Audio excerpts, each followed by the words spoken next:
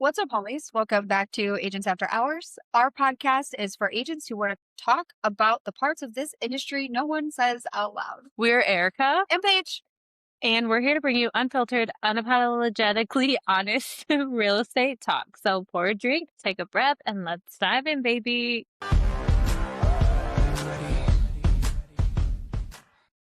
Bow, bow, bow. Apologetically. It's a hard one. Apologetic. It's a mouthful. So we are here today to bring you a topic that we were going to talk about last week, but we got very sidetracked, and we had a whole episode in itself. So I just needed to yap last week. I was hyper. Very hyper. And I still kind of am. But we'll figure it out. that's okay. Get it off. Get it off. That's what we're here to talk about. And we're freaking together, like the 50th and like our first, like what, 3? But we never like filmed side by side.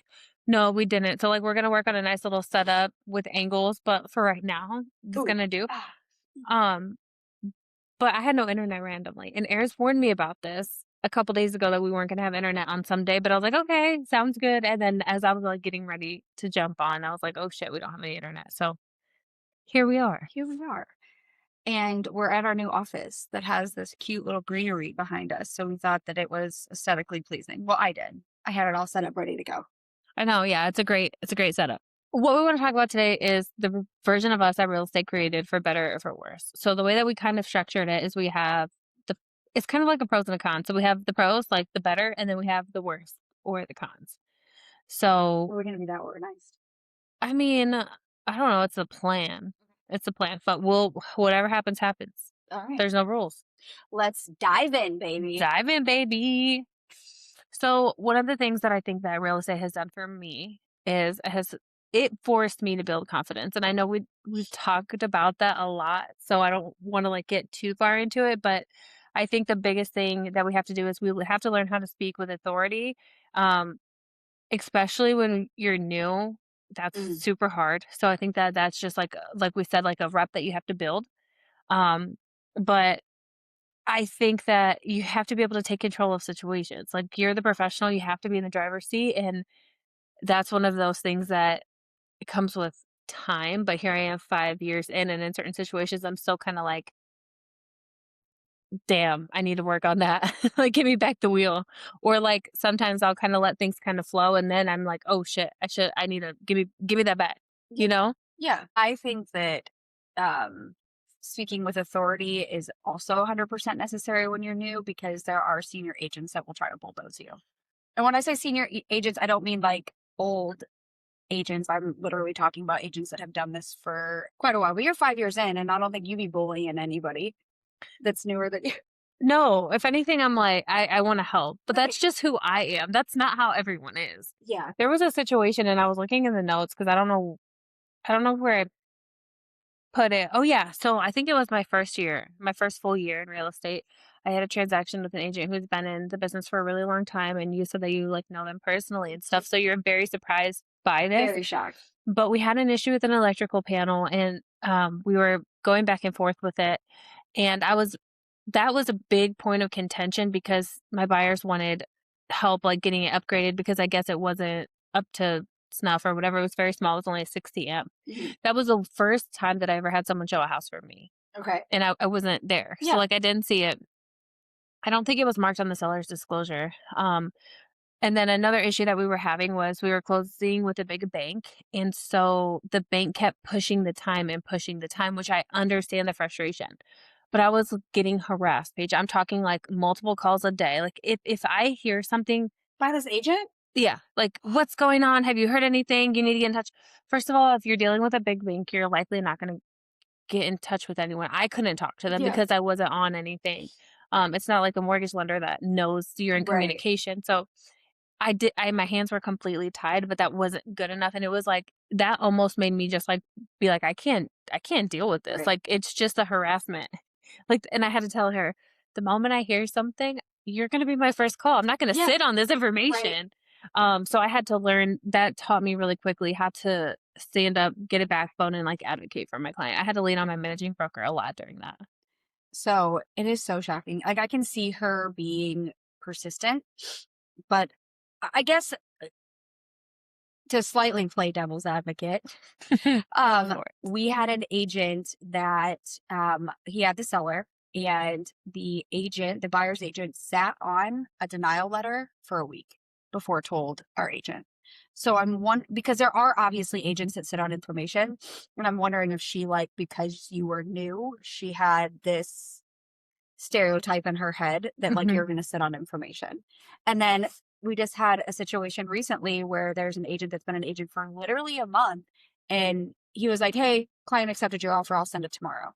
Or like, "I'll get you back an answer tomorrow." And then tomorrow came, he's like, "Oh, sorry, I got to change the deadline." Like, very just That would drive me nuts. lax and very, like, not on top of it. And I also did ask you, did she treat you like this when you were at Brickgo? Because I truly don't think that she would have. Not saying that that's like justification, but I'm just so shocked. Like, uh, I'm so sorry that you had that experience with her. I really am. I was so butthurt when I saw that name on here, but It's um, okay, but I just was like, that's the one thing that stood out to me. I can think of, like, maybe one more time that I had to really stand up for myself and my clients to another agent. But for the most part, I feel like I've said before, like, we're all on the same team. yeah, But that one, like, really stood out to me, especially being so early in my career. But I think it's also really hard, like, if you don't come from a professional background, yeah, how do you learn to have that voice? Because it's like the chicken and the egg situation. Like, how do I get my confidence if I've never been through it? yeah. But that's why we always say, too, make sure that you are going and being around it as much as you can, like, immerse yourself in the experience as much as you can, because even if it's not your transaction, there's a lot to gain. A lot to learn. I think that, like, and I say this to all of our newer agents that go through something, like go through hard transactions. I'm like, learn something from this, because I had nothing but hard transactions in the very beginning of my career, like nonstop. And I truly believe that is what built me to have such a strong backbone when it comes to things, when I like lure the fuck out of people. When I'm like, we're not doing that. Or like when I say that person would never talk to you like that, it's because, like, we don't fucking play around here like that. And Mhm. I think that that is solely because of the shit that I experienced the first 2 years. Eric's first 2 transactions or 3 transactions were really hard. I don't know if you remember, but he had, like, a cut appraisal Okay. on one, and then, like, some awful thing with inspection, and then they took, the sellers took the washer and dryer, and they ended up having to Venmo. Just, like, all this, like, really stressful stuff at the same time when he was brand Yeah. new, and I was just like, "Well, at least you're knocking it out now." Yeah. My very first managing broker, she was also very much a bulldog. And I remember in the very beginning, I had no confidence and I didn't like confrontation and I didn't like delivering bad news. So she would deliver all of the bad news, or she would call the other agent for me because I was such a coward in the beginning. Really? Very much so. I don't think I've ever struggled with that, but, like, I also came from a situation, like, I came from property management and leasing. So, like, with that being said, I was the forefront of the anger and, like, all the bullshit, and I had to sit there and take it. So for me, that part wasn't really hard, like, having the difficult Yeah. conversations wasn't hard. It was more someone out knowing me, I guess. Like, out knowing the facts or out knowing the process or something like Yeah. that is what, like, shook me the Yeah. most. I hate looking like a fool. So I like to know everything I can know about something before I dive into it, because I don't, same thing. Well, just for example, I just had an experience a couple days ago with a buyer, and I didn't wanna have the conversation about the inspection because I hadn't had a chance to look at it. Yeah. And, I was like, "Hey," like, I tried to avoid it, like, I tried to put it off till the next day just so because it was, like, 7 when I got the report, and I'm like, "I'm not gonna have time to, like, go through this." Yeah. And I ended up having a conversation with them on the phone, but I wasn't as prepared because I Yeah. didn't see the stuff, so, like, I had to explain to everybody the next day, like, that was something I didn't wanna talk about at the time. I should have held my ground and been like, "No, we'll talk about this tomorrow." Right. But I also wanted to answer the phone because I know how scary it is. So, that's one of those things that I feel like, yes, definitely be prepared. Yeah. I think being prepared helps. But I also think that, like, to gain confidence in the beginning, any tough situation that arises in any aspect of your life, start having hard conversations about it, because it'll be much easier to transition when you have to have those, without a doubt, hard conversations in real estate. I think that it's not as bad as you think. I feel like we said, for the most part, the majority of the agents are gonna be very I feel collaborative and Yeah. like, hey, let's just figure it out because we all have the same goal. So, like you said, your other managing broker was a huge bulldog, but to me, it's like I truly feel like you get more flies with honey, Yeah. and like the sweeter, not a pushover, not just saying get whatever you want, but I'm saying your approach and your the way that you do things. For example, say I'm calling a vendor, Yeah. right? I'm like, "Oh my god, I know that you can save the day. I've heard such great things about you. Can you please, I heard that you're gonna help me with this." And then people wanna help. It's just delivery. I do agree that I feel like how you deliver bad news is also important. And if you come with a collaborative approach, also learning how to disarm the other agent if they come to you all like worked up.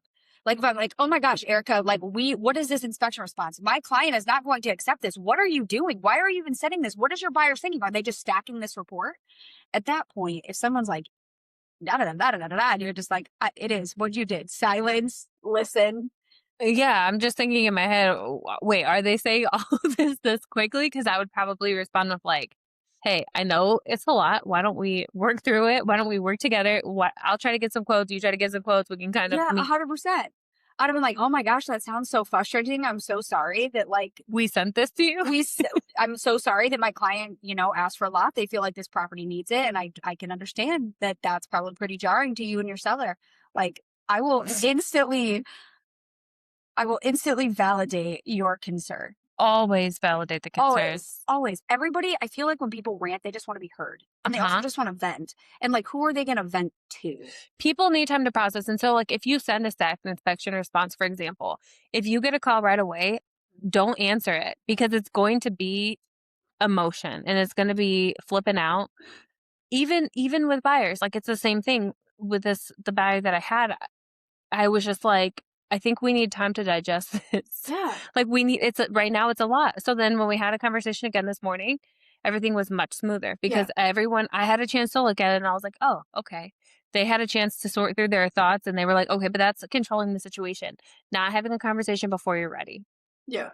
And people are calm. Yeah. I don't think that I mean, if you have time and there is and you're well within your deadline, what is the harm in waiting until the next morning or the next day or 24 hours? Like to give you and your client time to process. Mhm. I think that that's unless it's like a quick turnaround time and we have to respond quickly. But back to what you said about like don't answer when they call. I will call back if I get a text for them that's like, "Hey Paige, how are you? Like, got your inspection response. Do we have time to chat?" Mhm. Like that, I'm like, okay, that's a friendly conversation. Mhm. But if they're like, "Paige, we need to talk about this," I'm like, "Yeah, you're gonna wait until I'm ready to have this hard conversation. I'm not. I need to be mentally prepared and you need to You need process. to chill, Yeah. and you need to like start brainstorming solutions before you start like yapping at me." But in that situation, I'm sure you've probably prefaced it with like, "Hey, I know this is a lot. Take your time, go through it. If you need Yeah, more time to respond, let me know." yeah, yeah. I had a situation where a buyer didn't even want to give us more time. We sent an extension because he gave us literally 24 hours to respond 15 things. Oh, that's Like, tough. I don't even have time to process, but it was like literally like they sent it at 9 o'clock at night. And then They won at 9 p.m. the next day? they wanted, it was an Oh, inspection response the the next very day. next day. So, like, I didn't even have time that first day on a Friday. Mm. It was late at night it was actually 7. I'm going to take that back. I won't exaggerate. It was 7 o'clock on a Friday night. But at that point, you're not getting anywhere, so I'm assuming they want it out? They did. Okay, And they got out. okay. Yeah. That makes sense. Yeah. It's just so freaking stupid. But I will say though that this industry has also taught me how to have tough conversations outside of real estate. Like it makes me feel more confident in every aspect of my life, Mhm. in having more dominance or authority or speaking my mind or using my voice or whatever that situation is. I think that real estate has helped tremendously for that. But it took a while. I could also agree with that though, because I feel like there are situations where I feel more apt to just be like, no, I'm just going to say it because if I don't, I'm going to be, I would, it's like that guy Aaron said, like, if you don't speak up for yourself, you're going to sit there and take whatever gets thrown at you. Yeah. And I think that real estate taught me that Yeah. because before that, I don't ever really, I was kind of just more chill, go with the flow. And I don't know. I could say all day that I'm that way, but I'm not. Not even going to pretend. I think for me, I wanna just say what's on my mind and, like, Right. just have a conversation about it because if I don't, I know I'm gonna be pissed that I didn't, and if it doesn't look, I say it all the time, and if I ever feel like I'm being a brat, I just say, like, "I was an only child. Like, please bear with me," because the world revolved around me, so, like, I do realize that sometimes I'm very shut off to the fact that there's other people around me. Like, this is not, talking about work, this is just in real life. I know that I'm that way, and I tend to just be like, "Oh, me, me, me." So well, I'm aware of it. It's something I'm working on, but I do think that, like, I would rather speak up than something not go my way, and then I'm just pissed off about it, and it could have been just something that I said. I'm gonna go off on a random little tangent because you say it's because you're an only child, but I'm also wondering if it's also partially your ADD because Dayton is the same way, and he's not an only child, but he is literally the same way. He has no, like, I don't want to say spatial awareness because he, like, physically he does, but like sometimes he just makes choices like he is the only person he needs to worry about. And it's like a conscious, like he has to make a conscious decision because he does think that the world revolves around him. I don't know who made him think that, but I'm wondering because he has ADD pretty bad too. Mm, And I'm wondering if it's more of an impulse. impulsivity. Yeah. It could be. I don't know. I don't feel like it's in a selfish way, but that's why No. I do tell people, like, "Hey, this is if it sounds like I'm being a brat, like, just let me know." Yeah. But that's hard to say. I saw a video yesterday that, and I think that this goes to every aspect of life. I really hope I found it, but it essentially was like, if you cut me off without having a conversation with me, like that's bullshit. Mm, Because like sometimes we are like we don't know that we did something wrong or we didn't know that our intentions were taken the wrong way. So if you're just cutting me off without saying like, "Hey, that really hurt my feelings," like I feel like that's a shitty person you don't want in your life anyways. I had that situation, and it still hasn't been resolved, and I'm so far removed from that that I'm just like, "Fine." But no, I didn't get the opportunity to state my piece. Yeah. I didn't get the opportunity to even figure out what was going on. Yeah. I still I still to this day don't know, but with time, I just gave less and less and less of a fuck, and I'm just like, "Whatever." The, Now I have 0 desire to even yeah. have the conversation Right. when I originally wanted to. Yeah. I think that the other thing that this career does for me, and I don't know if it's a good thing or a bad thing, I just remember, and I talked about this on the 50th episode, but like when I worked, my ex husband did not like that. Like, and Mhm. he's always like, don't have time to talk to me in a day. I think that this career fuels my workaholic. Um, Mm, and it almost can be like how you said, like, you feel maybe selfish sometimes because it's like you're only focusing on one thing. That's kind of how I feel about work sometimes. Like, mhm. I'm selfish when it comes to my work because I'll only focus on the job and the career. I feel bad sometimes going through my phone, and this could be, like, in the ugly or in the bad, but, like, because you know on iPhones now you can filter unread? Yeah. It's all personal stuff is my unread, and S- that makes me feel so bad, but it's like it's what I've seen somebody say. I recently saw a post on Facebook, and someone was asking opinions about people who don't respond back to your texts. Mhm. And I was like, I'm very curious about that because I sometimes won't. And a lot of people were saying it's just triage. Like we're constantly stimulated. Mhm. And so like we have to just what's important, what do I need to respond to and what can wait. And it's always my personal text that I don't get to. But really quickly, like in the confidence aspect of things that I think is really important is like sometimes I think that what we do is a game. And I feel like it comes to like you have to call bluffs. And that always scares me even a little bit, but I have to just kind of like, okay, at that point, if I'm calling a bluff, just and I think an inspection response is a really good example of it, right? If I'm stacking it and I'm sending it to you because my clients want out, part of me as a seller, because I've been in this situation, wants to say, fine, we'll do it all, right? Mhm. But what I've learned in this is that it's not about me. None of this is my decision. I have to fully detach from whatever happens. Like Mhm. none of this I feel like when I'm in these conversations now, 5 years in, I have to I'm more aware of being unbiased and just being like, "Hey, these are the facts." This is something that my managing broker taught me before was like whenever I would have conversations with her and obviously like my conversations with her were like deeper or heavier real estate wise because I had no idea what I was doing. Yeah. And the way that she would explain things to me would be like, okay, well, they have two options. This is option A, this is option B. And that's stuck with me so much. And we, even when we talk now, we laugh about it because she's like, well, did you give them their two options? And I was like, yeah, yeah, I Of course did. I did. Of Yeah. course I did. But just being able to do that and lay it out and be like, okay, this is what we're going to do. I'm leaving it to you. Like, Yeah. if we close, we close. If we don't, hey, then there's another one. Like, there's something else out there that's going to happen better. And at least I know you're still in the game. Yeah. I don't care if I close this week or we have to keep looking and we close in a month. Yeah. I feel like I hate the question when it comes to that. Speaking, I kind of my brain went off. But like when you do give two options and then they're like, well, what do you choose? And I'm like, I'm not emotionally invested in this property like you are. You have to choose I will, if you want what I would do if I loved the house, this is what I would do if I loved the house, but that's a house that I'm emotionally invested in. I don't know your level of emotional investment into this.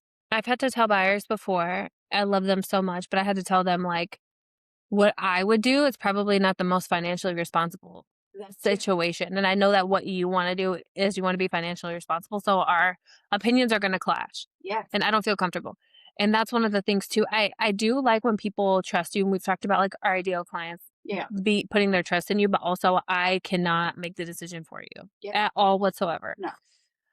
And so that gets kind of tricky, in my opinion, to like dissect and move away, Yeah. detach, Yeah. Yeah. I guess.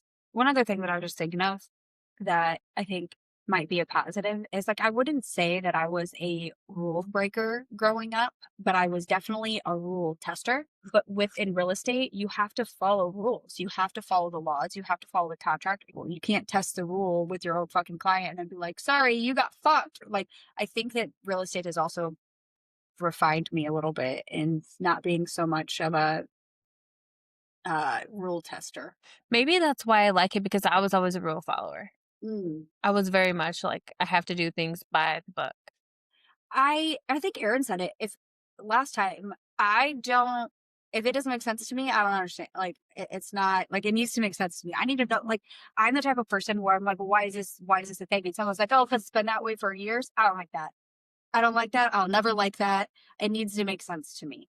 Um, I remember there was a person who I was pretty close with all of a sudden started calling me a rebel, and that really fucking hooked me and like triggered the hell out of me. Because I'm like, if you would have known me at 16, you would know damn well that I'm not a rebel or somebody that breaks fucking rules.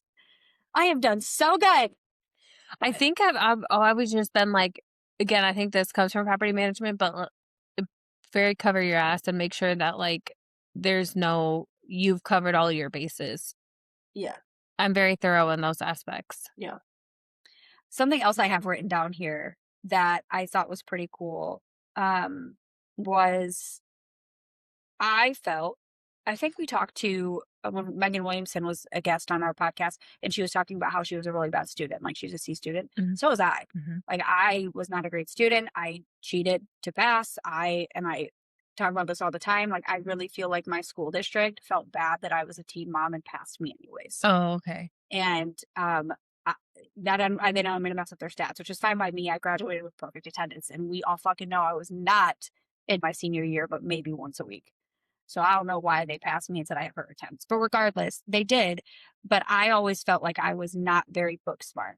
And I had a client recently tell me who went to school with me, and she was like, "I always thought you were so smart, Paige, and you're like the smartest person I've ever met." And I was like, "Ew, what?" Like that is so interesting to me, and I think that this job has kind of showcased for me, built confidence in being an intelligent person.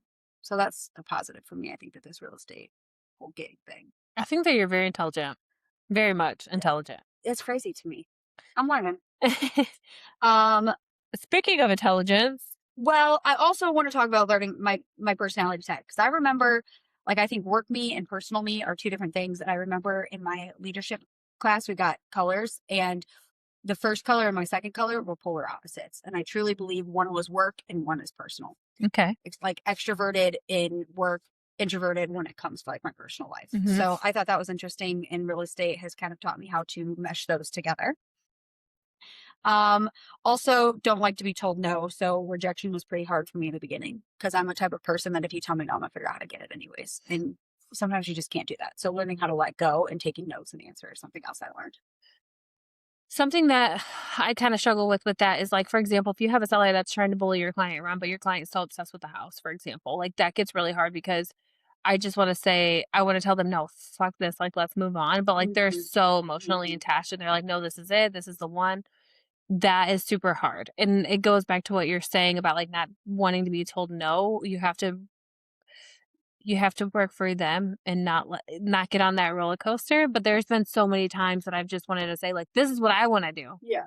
I want to just say, fuck this. Like, let's keep going because this is what they're doing is not fair. It's not Yeah. right. And Let's show them yeah, first. you might have a situation that's not fair and it's not right. Yeah. What's our job? Our job is to tell our clients, hey, this is not fair. This is not right. Yeah. I don't But think you have to decide as a client if you decide you want to move forward with that. that's hard. That's a struggle for me Mm-hmm. because I just want to be like, no, no, Fuck keep that. fuck them. Let's keep it moving. Yeah. Um, I felt like that tied into what you said, but now I realized it didn't. But it just popped in my head as we That's were okay. talking about I that. said a lot of things that probably didn't tie into anything that you said, but you said a word and then it triggered something. But that goes with like detaching, and like that kind of does flow into like becoming more emotionally intelligent and realizing like I think it's identifying emotions is half of the battle. Yeah. For example, you just get an inspection report and it's like lighting up like your Christmas tree.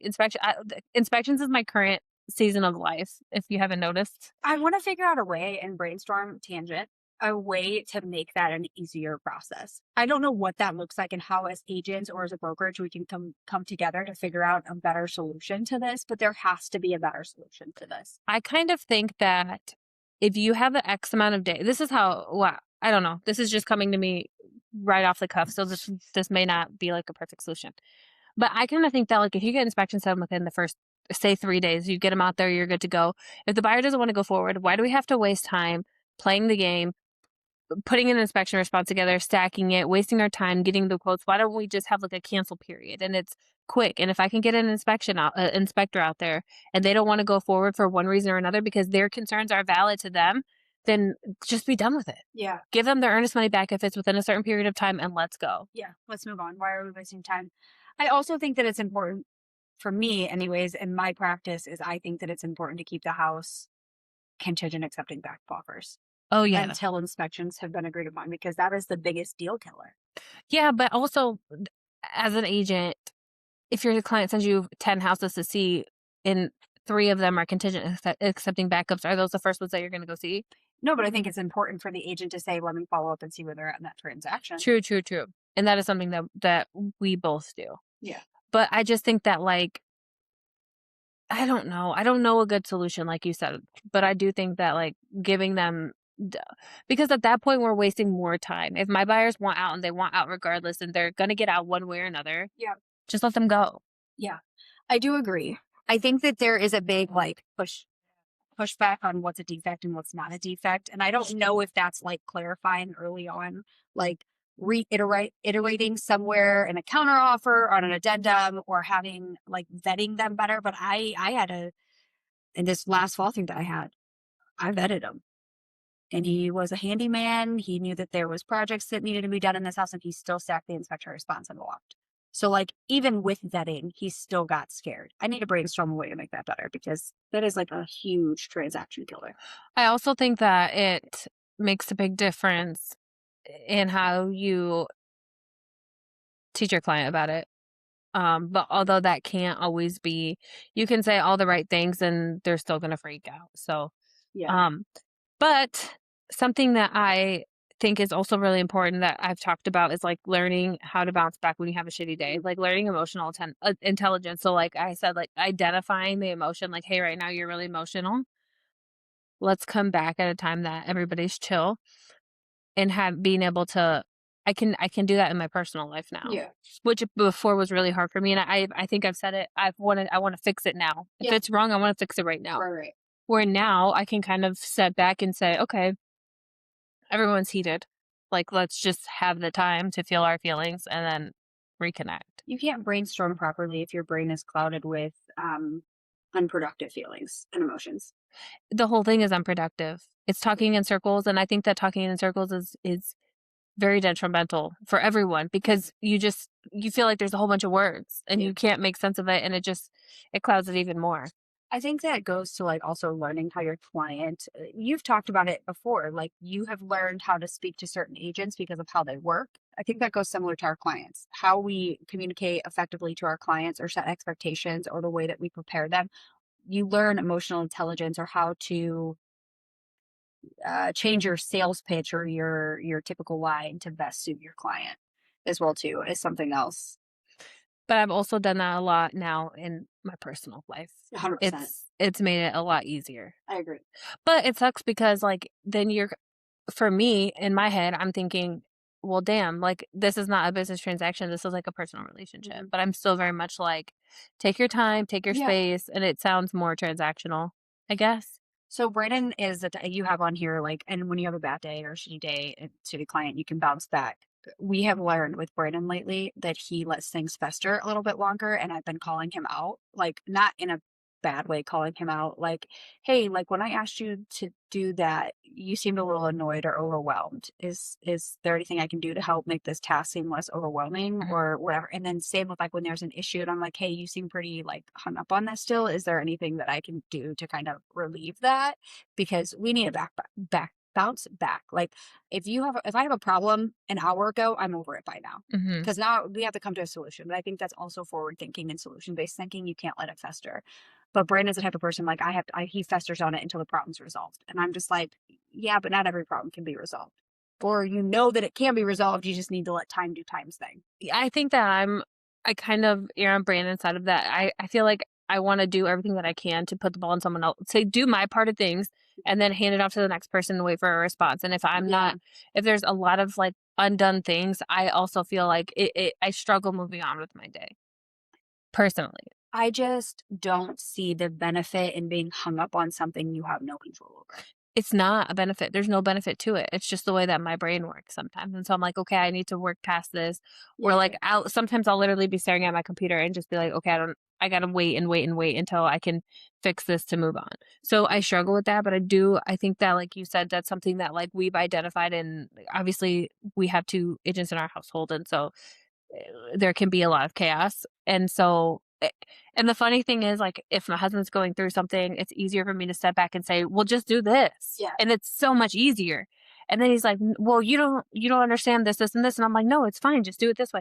But if it's my clients, it's the same thing. I'm like, "You don't understand." So that's why sometimes we just take the time to be like, "Okay, like, what's your fear with this? Like, what Yeah. is your fear if it goes this way? What's your fear if it goes this way?" And so then we're able to again identify it and then put it away. I think that this career has also made that kind of important for us to do because we also, the same way that you have to do that for your marriage and I have to do it for my marriage, I have to do it for our clients as well too. It teaches us forward thinking or problem solving, strategic thinking, things like that. Yeah, and I think about, like, just other people in general and their, like, relationships. I don't know that they necessarily have to have that many conversations, Hmm. but I know that we have a lot of conversations because, again, like, even if it's just, like, he's pissed off, like, the dogs are, like, doing something to irritate him, I can kind of know, okay, he just needs time. That's not something that I need to, like, react to or, like, get upset about. Yeah. Um, but because I am so empathetic, sometimes, like, the little disruptions, like, really throw me. Oh, I hate that. And so I'm struggling with that. So, like, now I have struggled with that. So now it's a little bit easier for me to just say, "Okay, you're just do your thing Yeah. and just let it go." Like, that being a control freak was really hard for me to do for a long time. This job and being a control freak does not really go hand in hand. Mm-mm. Like there's certain aspects that do, but majority of them do not. It's so funny that you said like we talk to a lot of people. Hazley this morning, I'm doing her hair. She wanted bubble braids today. Huh. And she was like, "Mom, you talk to a lot of people in a day, don't you?" And I was like, "Yeah." She's like, "That's why you don't want to come home and talk a lot, huh?" And I was Aw, like, that's so sad. "It is sad, but it's also like it's nice feeling seen, but also something like I've been having severe mom guilt lately, Mhm. so it's also was like oh, that's so sad." But But you know how to change that now. yeah, So I think that it's all about just bringing awareness to it. yeah. I think that this job makes you so self-aware of so many aspects of your life. Like I really do. At least for me, it did. Like I don't know if it's because it gives you the freedom, and then when you have the freedom, you can explore things. Mm. I don't know. like, just the time freedom or, like, there's so much you're not, like, tied down like, it's not what I've learned is real estate is not work and home. It's a whole mixture of things. It's like it's all together into one. It's like sales, and I mean, it's essentially like a sales. You have to go and meet people. You have to build relationships. You have to talk to people. You have to experience new things. I think that this career is so vast that like it pulls so many different parts of you that Mhm. you either like it will expose your weaknesses without a doubt. This career will. I think mine is mostly emotional. I don't know. I have a lot of issues, so I'll make a list, but I feel like, yeah, I'm just if I had to put it in a box and put a bow on it, I would say it's mostly, like, the emotional part of it. I would say mine is like being a workaholic and being too and I don't know. I don't have fun doing anything else. I just rather work. This is supposed to be the fun stuff, Yeah. the pros.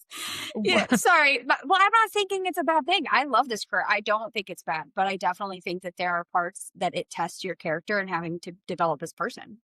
Emotional I mean, you're gonna have it yeah. it forces you to grow or to change or to get out. One thing that I think that has really stuck with me from the beginning is, like, my integrity. As long as my Oh, integrity yeah. is intact, I feel okay. Nothing that I do that's why I think I'm so open with my clients and I'm so direct is because I wanna be able to sleep at night knowing my integrity is still intact. That's one thing I don't wanna ever, ever, ever fuck up, and I won't. Like, I will lose a deal. I personally, like, I know how to navigate it, but, like, if it's something that I feel like this might stress the buyer out, but at the end of the day, I know that it's the right thing to do, I'm gonna voice it. 100%. I have said that since the very beginning of the career. I'm pretty sure that my first managing broker taught me that in everything in life, you have to do what's going to help you sleep at night. If you're going to possibly get caught, if you're like that, I guess that's the biggest thing for me. Like, is if there was a lie, if there was, or getting caught in something or getting in trouble, like those aren't things that you want to wake you up at 3 o'clock in the morning. Well, no, but also that's one of the things, like, my mom has always instilled in me is, like, whatever you do, don't lie. Whatever you do, make sure you're honest. Like, that was, like, the biggest thing, and I remember I tried to lie to her when I was a teenager, and she's like, "What, you think I As a don't kid. deserve the truth? Like, you think that I'm like, you can't even give me that?" And I was like, "Why would you say that? Like, what do you mean?" Yeah. So that's how I always feel, is like, I feel like everyone deserves the truth, and so I yeah. feel like there was a lot of lies in my childhood. Like, Mhm. so lying was a very like common thing. And Yeah. I've noticed it with my kids. I hate lying because you're not even giving me the opportunity to respond. Like, you have no idea. Like, for example, my oldest son, if I would have found out from the teacher that he lied and cheated on something, I would have been far more pissed than if he told me himself because he was honest about it. But it's crazy because I found myself in a situation last year and I did lie, and I was up all night. I didn't sleep once. I was put in a situation where I was put in a situation that I couldn't. It was like confidentiality, and it was somebody that was a dear friend of mine, and I felt bad saying, "Hey, this is confidential. I can't tell you."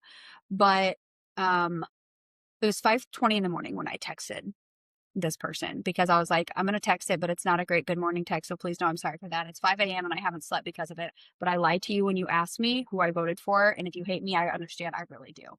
Because like there was more to that story that and I don't want to go into detail because I feel like it'll give it away and all the things. But like I remember that was like the first time in years that I ever found myself up in the middle of the night because I really did something wrong. Mhm. And I 5:20 in the morning, I texted him and I was like, I fucked up. I'm so sorry. I slept like shit. And thankfully they responded back and, she said, thank you for telling me because now I can prepare myself. And it, gave her emotions, but I felt fucking awful. So I also think that it's important that if you do make a mistake, you also own up on it.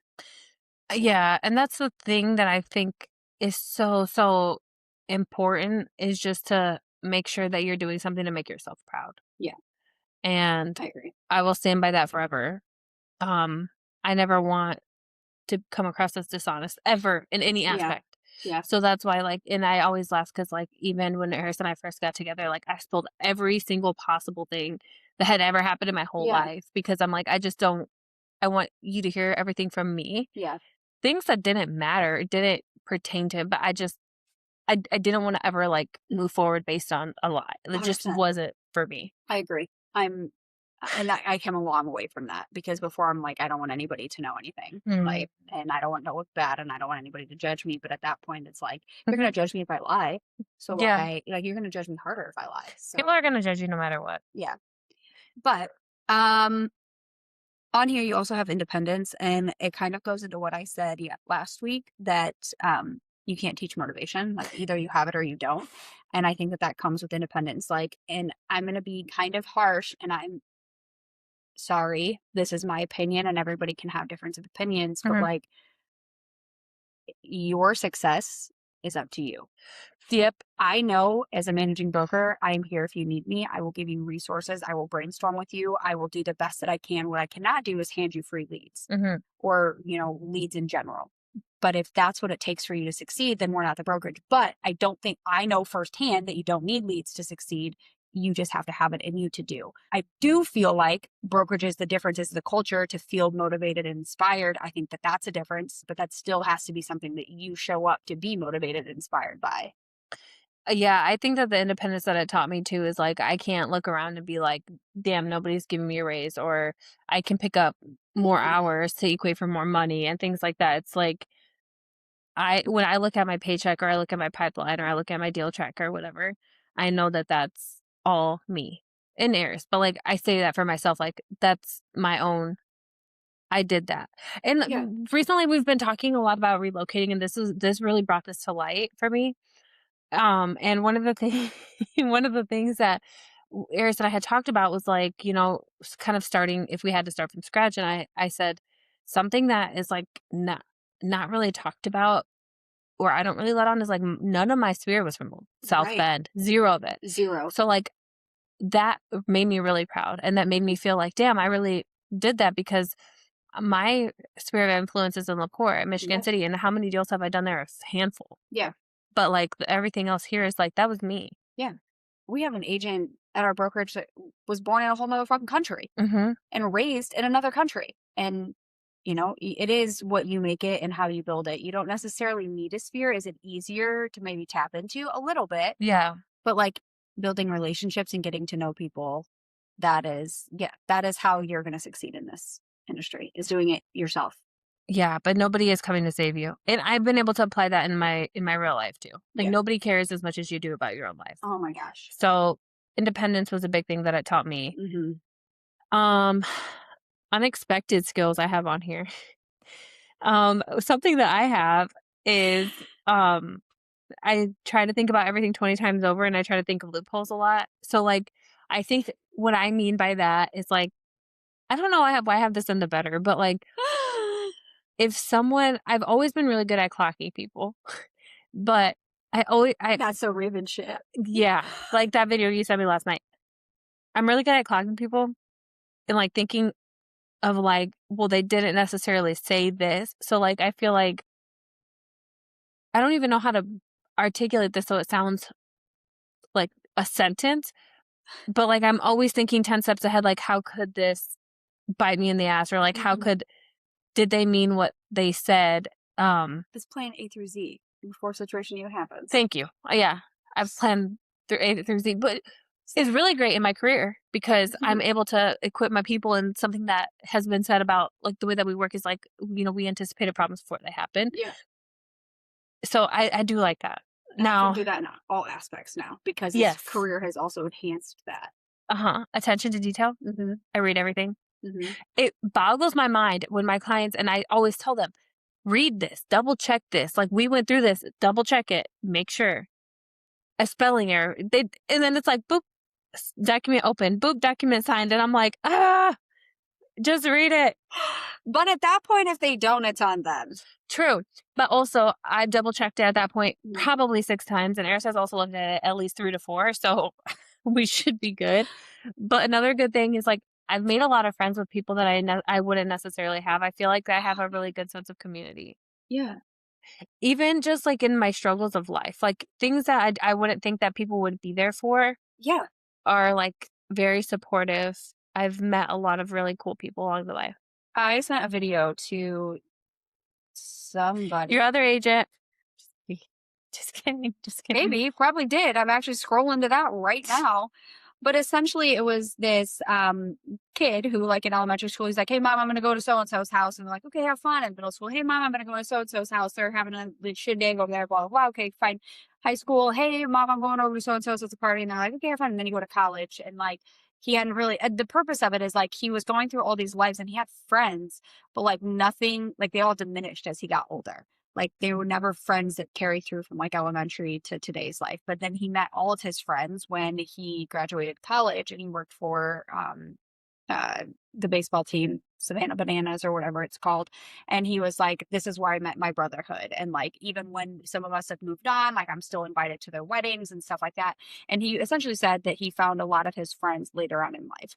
And I think that that's kind of personal for, like, I resonated with that because I feel like a lot of my friends came within the Later. last 8 years. Yeah. Yeah. I definitely agree with that. I have a couple, but one in particular that I feel like has lasted me from like infancy to now. But now it could kind of transition into the harder shit. There's a lot of hard shit in real estate. I feel like we've weaved a lot of it in. But We did weave a lot in. one of the things that I feel like stands out to me in this career in general is the fact that we can work with someone for Hmm. months or years without getting paid, Hmm. and we may never see a check. That that's hard. That is thick skin.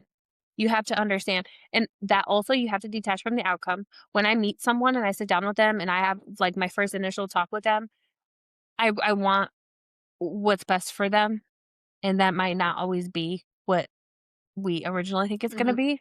So it's not I'm not coming from a place of like scarcity where like I want them to do what I want them to do. I'm just saying we can put in the hours, we can put the miles on their car, we can put in all the showings when like and not get paid for it.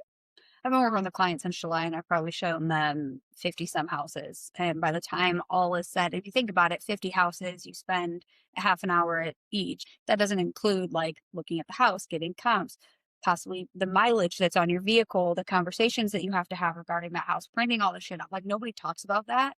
Mhm. Or like we had a fall through transaction and all the work that I put, we fell through 2 weeks before closing. So all of the shit that we had to work, like by the time this deal closes, I I've already, the money is just paying for the time that I've already put in, Mhm. and it's probably even gonna be a loss. I feel like when it comes to money, that is such, like, a hot topic for me when it comes to real estate. But, like, also when you sit down at those buyer consults, you should not be counting your fucking paycheck.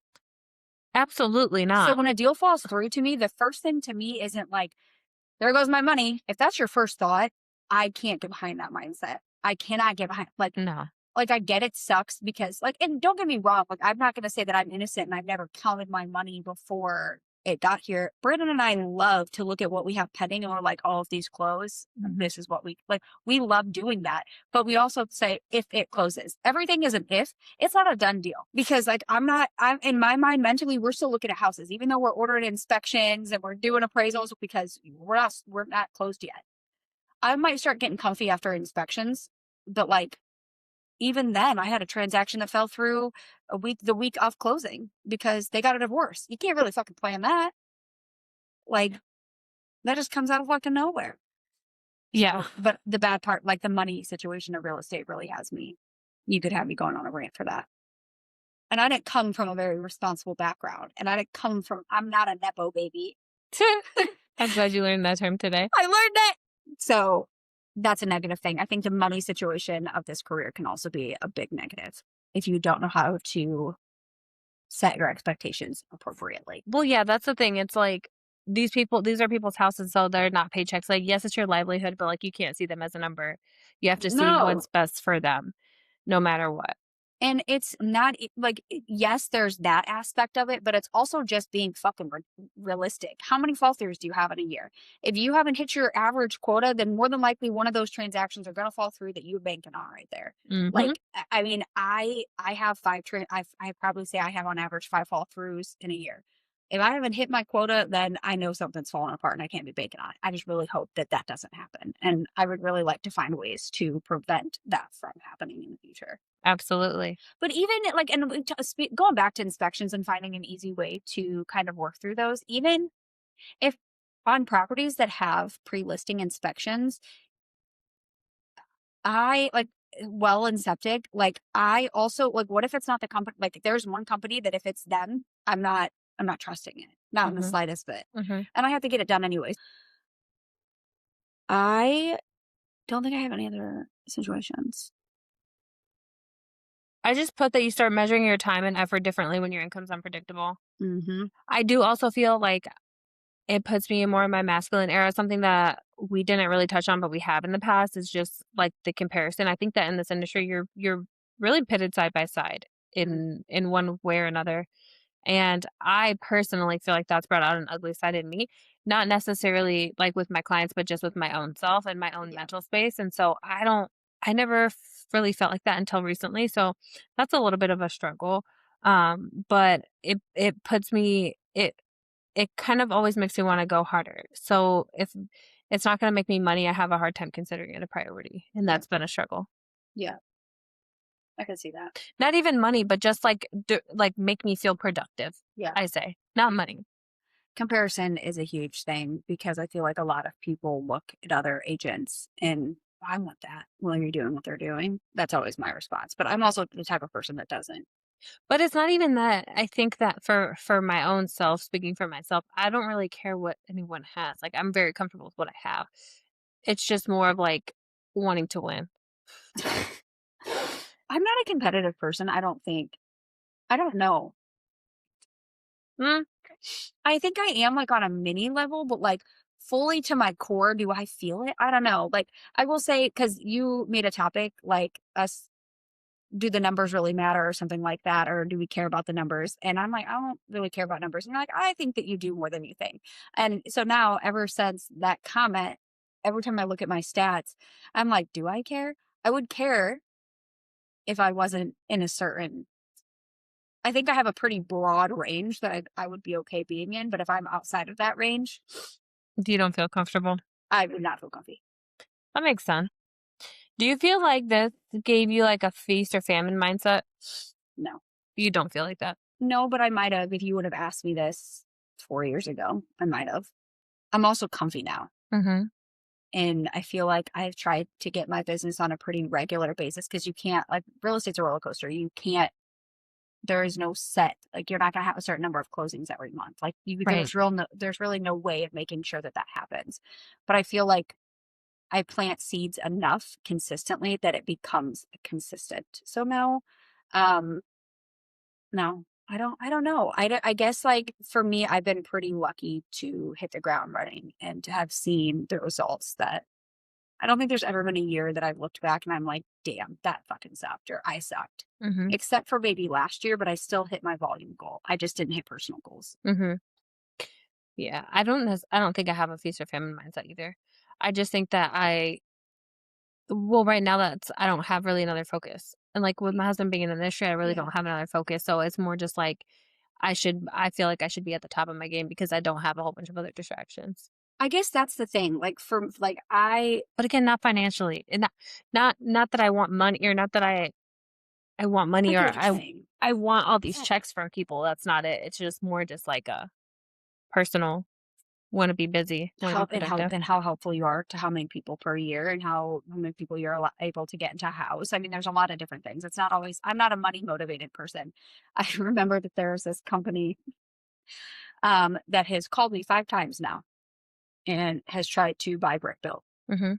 Same company. And the first time we talked on the phone, and I'm like, sir, like, we're not struggling. Like, I don't need you to buy us out and save us. And he's like, oh, you just don't hear that very often from boutique brokerages. And I'm like, well, you didn't just call some regular old boutique brokerage. Like, and then they still reached out 4 other times. So this last time that they reached out, I was like, I will sell Brick Built to you for dollars. It's not fucking worth anything close to that, Mhm. but it's going to take a lot of millions to motivate me. But like, I also failure is not an option for me. And I Mhm. think we've talked about this on previous episodes. Like I don't worry, I don't have a feast or famish mindset because like I'm not failing. I don't Right. I'm not gonna sink.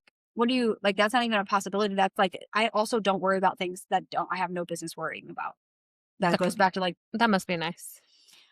well, maybe it's probably a little disconnection, but I also just like I have a I talked about it before. I have a very set goal. And if you're either you're coming along or I'm gonna keep we'll keep going forward. Mm-hmm. Something I did have written down in here that I wanted to talk about with real estate, and I don't know who needs to hear it, and I don't know if anybody needs to hear it, but I had a conversation with another business owner. He was not in real estate, and he had said to Brandon and I, like, they were super busy and they made a lot of money. And when they made a lot of money, they spent a lot of money. And I think that that's very easy if you come from a background of no money, that when you finally get money, you kind of spend it a little recklessly. And when I had made the comment, I'm like, oh, Brandon and I did that too. Mm-hmm. And he's like, did you? Really? You did that? I'm like, oh yeah. Like 2021, like I spent stupid money on stupid things for no, I had a fucking spending problem. I went shopping all the time. I needed house decor every 5 seconds. Like there were so many different things. And I think that it's really easy to get caught up in the money that can be made, that people forget that like you're supposed to be saving this Yeah. and spreading it out. But And saving for taxes. And saving for taxes, because that's also another thing where I had to pay a lump sum of taxes at the end of the year and I didn't have it. I mean, I had to make payments to the freaking IRS because I spent all of the money that I should have been saving, because I was like, oh, money. Like I've never had money. This is the most money I've ever made in my entire, like, and so I spent the most I've ever spent. Whew.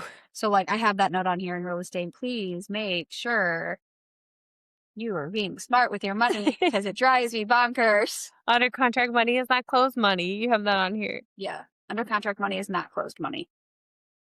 It's just figures on a transaction sheet. It's not there. So yeah, I think that's really all I had. That's all I had. Right. That's all we have for you. I would love to know what you guys want us to talk about. We have a handful of topics picked out for the rest of the year, but there are a few blanks. So if there's anything you want us to touch on or talk about, please freaking let us know. Also, I want to talk about other people's shit that they have going on. I do too. So bad. I want to wait Judge Judy type style. I know. And that would be cool, especially now that we can record a person. Because I know I've dealt with several shitty agents where I would love to talk about the shit that they put us through. Like, and I know y'all have too. Let us know, please. Let's talk about it. Also, don't forget to follow us on all social platforms: Instagram, Facebook, TikTok, YouTube, Spotify, Apple Music, Amazon Music, all the things. And check out our Amazon storefront. I'm going to stick my succulents in there and my things that I talked about last week. Our giveaway? Our giveaway stuff. We had somebody reach out about the bag to me. They're like, hey, where did you get this bag at? It's so cute. Oh, really? So I sent them our storefront. Nice. Whoop, whoop. I love that. And Hustle Humbly, if you're ever on their page shopping and you use code After Hours, you can get $100 off of your purchase. Woo woo. All right. We'll see you next week. All right. Bye. Bye.